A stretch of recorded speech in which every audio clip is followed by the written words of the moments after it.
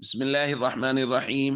عن ابي سعيد رضي الله تعالى عنه قال: فدعا رسول الله صلى الله عليه وسلم عليه بالبركه ثم قال: خذوا في اوعيتكم. الحديث رواه مسلم.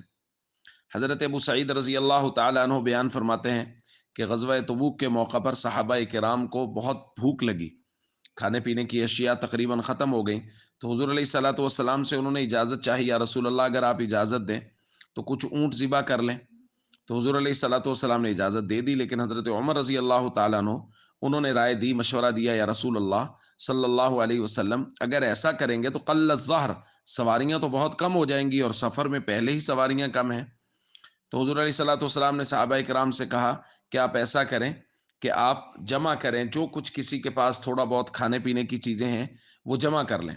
حضور علیہ الصلوۃ والسلام نے ایک دسترخوان بچھوایا، صحابہ کرام جو ہے وہ اپنا بچا ہوا لے کے آنے لگے۔ فجعل الرجل یجیء بکف ذرہ، ایک آدمی مکئی کی ایک مٹھی بھر کے لا رہا ہے، وہی بچی ہوئی تھی۔ وہ یجیء الاخر بکف تمر، ایک آدمی جو ہے وہ ایک مٹھی بھر کے کھجوروں کی لا رہا ہے۔ وہ یجیء الاخر بکسرہ، کوئی جو ہے وہ ایک روٹی کا ٹکڑا لا رہا ہے۔ تو دسترخوان پر تھوڑی سی چیزیں جمع ہو گئیں، سارے لشکر میں سے جمع کرنے کے بعد بھی راوی کہتے ہیں شیء یسیر، تھوڑی سی کھانے کی چیزیں جمع ہو گئیں۔ فدعا رسول اللہ صلی اللہ علیہ وسلم، جو آج ہم نے حدیث کے الفاظ پڑھے، حضور علیہ الصلوۃ والسلام نے اس پر برکت کی دعا کی۔ پھر حضور نے فرمایا ٹھیک ہے، اب ان کو اپنے جو تھیلے یا تمہارے جو برتن ہیں ان میں بھرنا شروع کرو۔ تو اللہ کے نبی صلی اللہ علیہ وسلم کی دعا کی برکت سے اس کے اندر اس قدر برکت ہو گئی، اور وہ اس قدر ہو گیا کہ صحابہ کرام نے اپنے لشکر کے سارے برتن وہ جمع کر لیے، اور جمع کر کے ان کو بھرا، تو وہ سارے کے سارے بھر گئے، اس کے باوجود بھی بچ گیا۔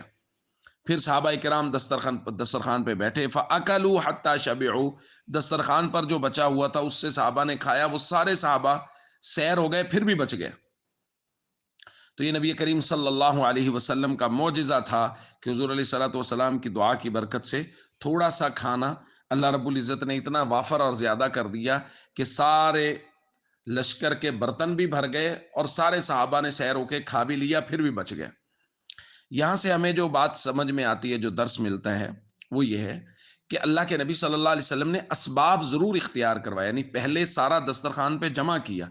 ویسے اللہ کے نبی صلی اللہ علیہ وسلم دعا فرماتے تو اللہ رب العزت دسترخوان پہ بغیر کوئی چیز موجود ہوئے ہی پیدا کر دیتے، جیسے من و سلوہ پہلے اترتا تھا، لیکن نہیں، فرمایا پہلے جمع کرو چیزیں، اسباب اختیار کرو۔ پر اسباب اختیار ہوئے پھر دعا فرمائی۔ تو اس کا مطلب ہے اسباب بھی اختیار کرنے چاہیے اور توکل بھی کرنا چاہیے، یہ دونوں چیزیں ایک ساتھ ساتھ چلنی چاہیے۔ پہلے سبب اختیار کیا جائے، جتنا سبب اختیار کر سکتے ہیں، پھر اس کے بعد اللہ رب العزت پر بھروسہ اور توکل کیا جائے۔ السلام علیکم ورحمۃ اللہ وبرکاتہ۔